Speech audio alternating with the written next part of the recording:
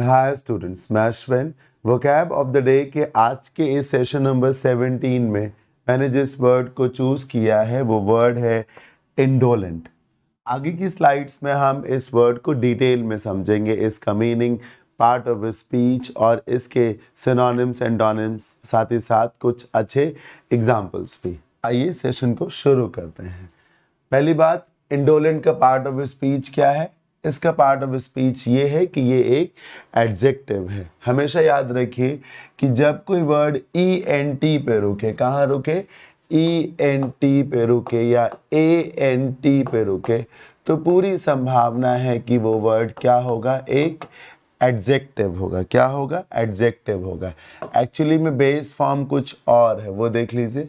ENCE और ANCE, sir ये noun होते हैं। क्या होते हैं? नाउन। कैसे? आप बोलते हैं इंटेलिजेंस। क्या बोलते हैं? इंटेलिजेंस। ये देखिए ENCE है, ये एक नाउन है, होशियारी को कहते हैं। फिर आपने लिखा ब्रिलियंस। ये देखिए ब्रिलियंस के आखिर में ANCE है ना सफिक्स में, ये एक नाउन है, इसका मतलब भी होता है होशियारी। अब जिस व्यक्ति में होशियारी है, जिस व्यक्ति में काबिलियत है, उस व्यक्ति को हम कई बार इंटेलिजेंट बोलते हैं। और कोई व्यक्ति बहुत शानदार अगर परफॉर्मेंस दे रहा है, बहुत होशियार है पढ़ने लिखने में, तो ब्रिलियंट चाइल्ड बोलते हैं ना। ये देखिए ENT और ANT लगा, ये एडजेक्टिव के सिम्टम्स हैं। किसके सिम्टम्स हैं? एडजेक्टिव के। बताया भी जाता है तमाम टीचर्स के द्वारा कि ENCE में CE जहाँ पे लगा हुआ हो, क्या लगा हुआ हो सर? CE जहां पर लगा हुआ हो, ये उसे बदल करके T कर दीजिए। क्या कर दीजिए? T कर दीजिए, तो आप एडजेक्टिव की तरफ मूव कर जाएंगे। ठीक है, तो इंडोलेंट का पार्ट ऑफ स्पीच क्या है कि ये एक एडजेक्टिव है। क्या है sir?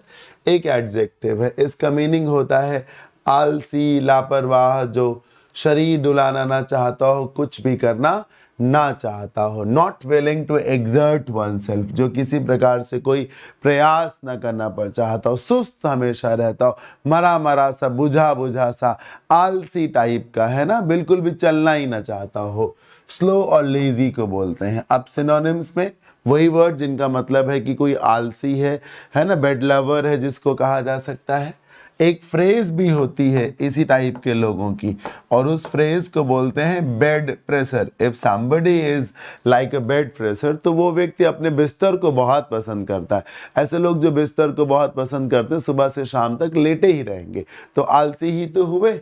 Lazy, idol, sluggish, work शाई, काम ही ना करना चाहे। एपेथेटिक, अभी पीछे की स्लाइड में पढ़ा है मैंने, लैकेडेसिकल एटीट्यूड होता है लोगों का, ढुलमुल रवैया जिसको कह सकते हैं।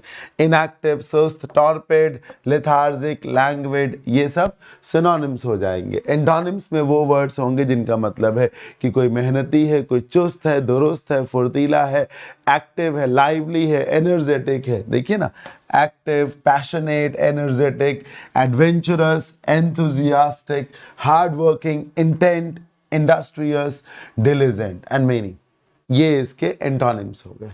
आगे की स्लाइड में मैं आपको इसका एग्जाम्पल देता हूं, और अभी 1 मिनट के बाद ही मैं आपको एक ट्रिक बताऊंगा जिससे आपके लिए इस वर्ड को याद करना बिल्कुल सरल हो जाएगा।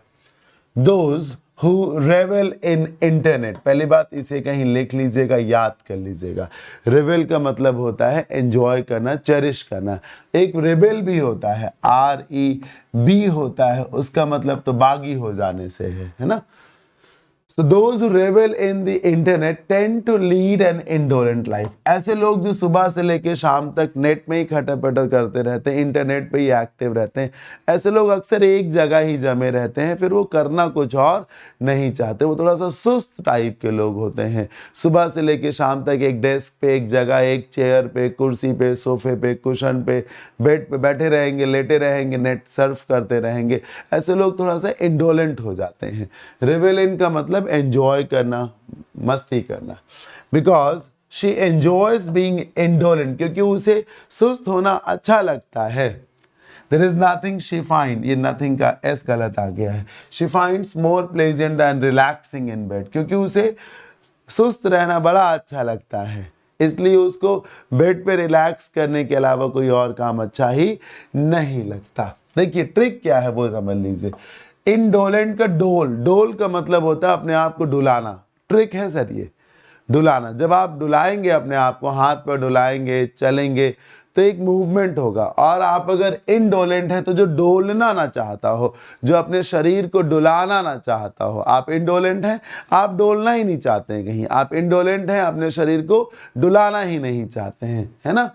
ये देखिए, if you do not quit being indolent, अगर आप इस नेचर को, इस प्रवृत्ति को छोड़ेंगे नहीं कि अपने शरीर को हम डुलाएंगे नहीं, तो इससे क्या होगा, you will have to keep living a miserable life. अभी आपका जीवन दयनीय है, आपको आगे भी इसी प्रकार के दयनीय जीवन को जीना जारी रखना पड़ेगा। याद रखिएगा, कीप के बाद जब भी कभी फिर से वर्ब आए, उसे आईएनजी फॉर्म में जीरंड बना करके यूज करें, इस बात का ध्यान रखें। एक लॉजिक भी है, वो भी समझ लीजिएगा। एक्चुअली में डोल एक रूट वर्ड भी है, जिसका मतलब सैडनेस से होता, सुस्ती से होता, कंडोलेंस इसी से बनता है। बाकी ट्रिक ज़्यादा शानदार है, इसलिए मैं रूट वर्ड पे ज़्यादा नहीं जाऊंगा। कि जो अपने आप को डुलाना ना चाहे, डोलना ना चाहे, वो कैसा हो जाएगा, इनडोलेंट हो जाएगा। कैसा लगा ये सेशन मुझे ज़रूर बताइएगा। फीडबैक में ये भी आप बता सकते हैं कि अगला वीडियो किस वर्ड पे आपको चाहिए। मैं ज़रूर कोशिश करूंगा कि next vocab of the day के सेशन में आपकी डिमांड के हिसाब से वर्ड को मैं ज़रूर पढ़ाऊं। Thank you so much. जिन भी लोगों को मेरा ऑनलाइन बैच बाई करना हो English grammar vocab and comprehension का, वो इस नंबर पे कांटेक्ट कर सकते हैं। साथ ही साथ आप में से जो भी लोग ऑफलाइन आ करके मेरे से पढ़ना चाहते हैं, तो मैं लखनऊ आलमबाग में पढ़ाता हूँ। यू आर वेलकम, आइए और मुझे सेवा का मौका दीजिए। आज के सेशन में इतना ही। Thank you so much, bye bye, take care. यूं ही पढ़ते रहिए, कीप लर्निंग। जय भोलेनाथ, जय शिव शंकर।